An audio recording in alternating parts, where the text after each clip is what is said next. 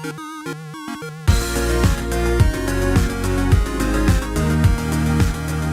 everyone, welcome back to another Anime Kingdom review. See by the title below, yes, this is on episode 5 of Eromanga-Sensei, and yes, I know I am sorry once again that this episode was pretty late, honestly, this review.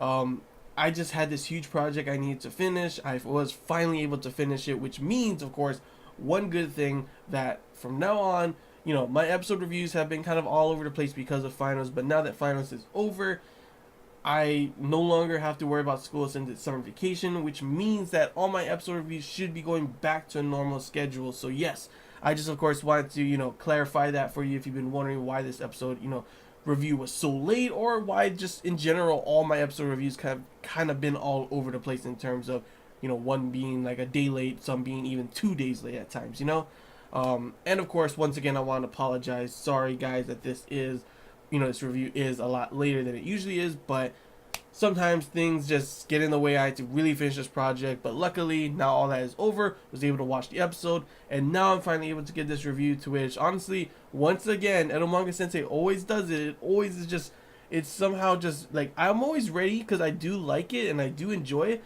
but it always surprises me with how much I actually do enjoy every single episode. Like, this episode was actually pretty damn good in the fact that we didn't just get, most of these episodes have been focused on one of the girls.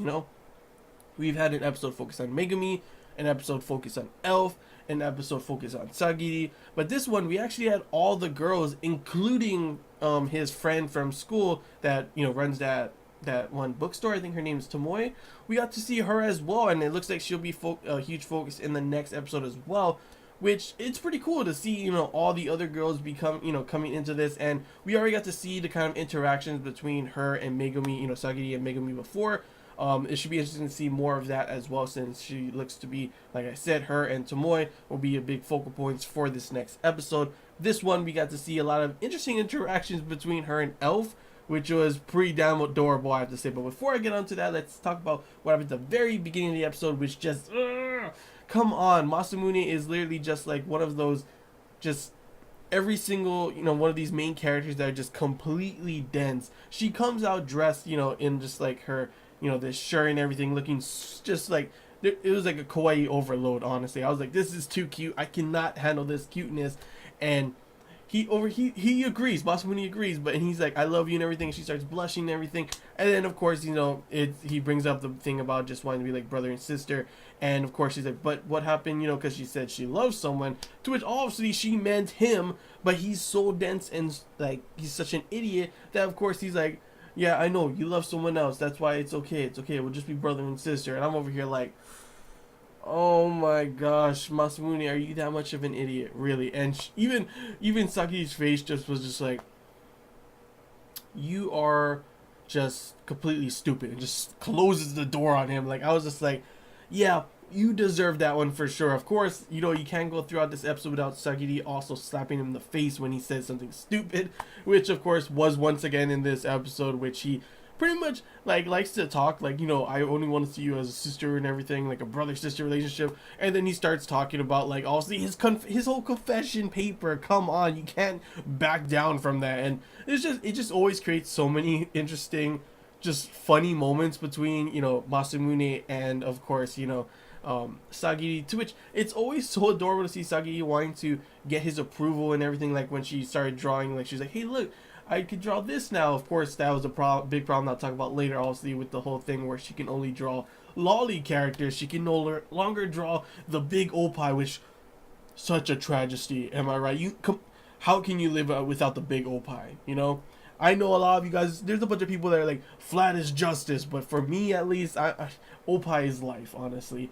Oppai is life. But of course, I mean, these girls are adorable that I can definitely see Masamune falling for them as well. I mean, there's only one girl in here that has some oppai, and obviously that is why she ends up making kind of a appearance in this episode, which I'll get onto that later. But after the main thing after, of course, the interactions between him and Sagiri was, of course, a bunch of these editors coming to track down and make sure that Elf is doing her work, to which she literally just like starts shooting, like there was like a bunch of rubber arrows on his his what's it called, the window, the sliding door area of Sagiri's room. And I'm over here like, if the guys walked into the house and saw that across, don't you think they would have noticed sooner? Because they didn't find her until like way later, for goodness sakes, you know. But it was pretty funny seeing her jump and then, you know, him catch her and everything.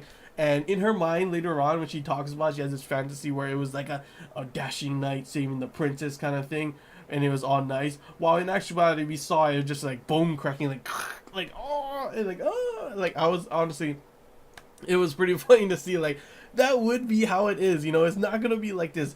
Yes, I got you. You know, it's more like, holy shit, you just jumped from the, you know, opposite building over onto me and expect me to catch you without breaking my back, you know?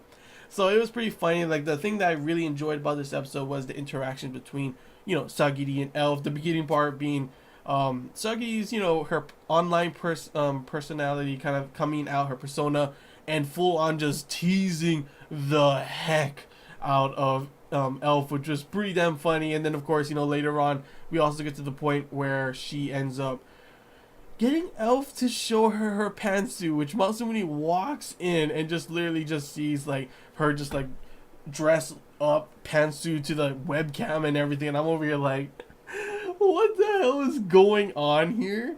And of course, you know, Sagiri comes along with saying pretty much that, you know, she can't help it. When she's a cute girl, she has to see their pantsuit. And that's how all you know, all illustrators are. And I'm over here like, no, that is definitely not. And Masamune's reaction was perfect to that. Like, you apologize to all the illustrators of the world, because literally that is definitely, I'm pretty sure, not how all illustrators are. They don't see a cute girl and instantly think, you know what? I gotta see that girl's pantsuit. I gotta draw her pantsuit and everything, you know? But I mean, because of her seeing Elf's pantsuit, she was able to, you know, make a really good character design that she shows later on to, you know, Masamune. And it pretty much looks just like Elf, obviously.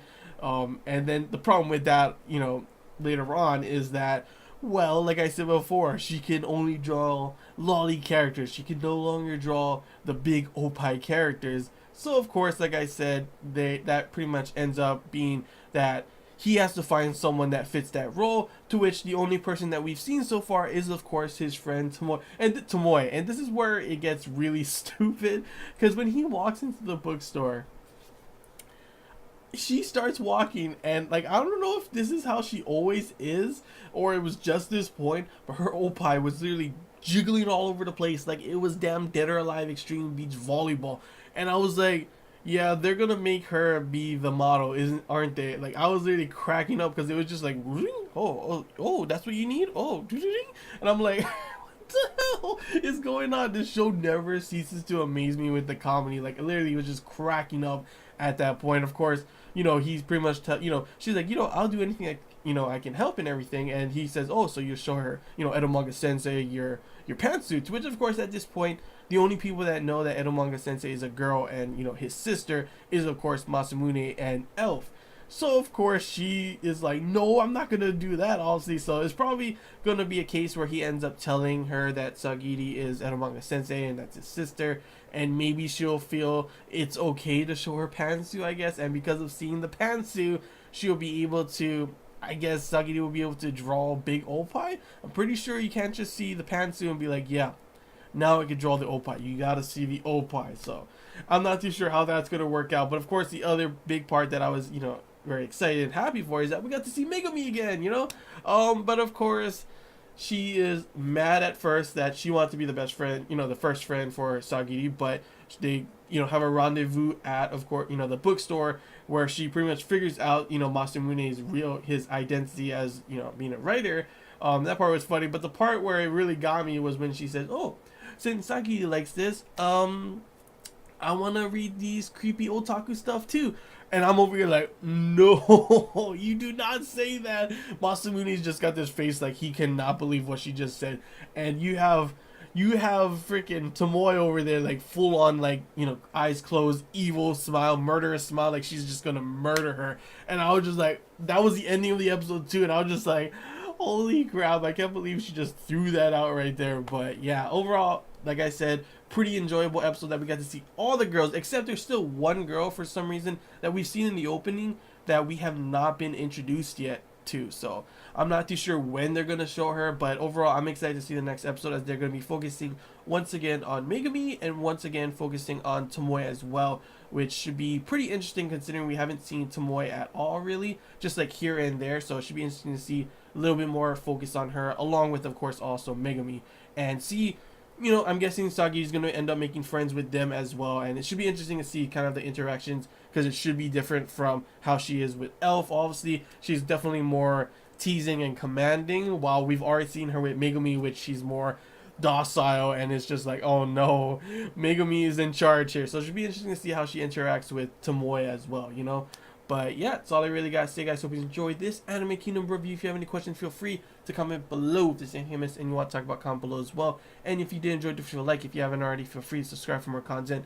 And as always, guys, I want to hear your guys' thoughts. How did you feel about this episode? Did you enjoy it like I did? What do you expect, you know, what's going to be coming later on in these future episodes? Are you excited for anything that's going to be coming along, like, you know, seeing more of Tomoe or seeing more of Megumi? Feel free to comment below any thoughts that you do have. And yeah, that's all I gotta say, guys. Hope you enjoyed. And until next time, see ya.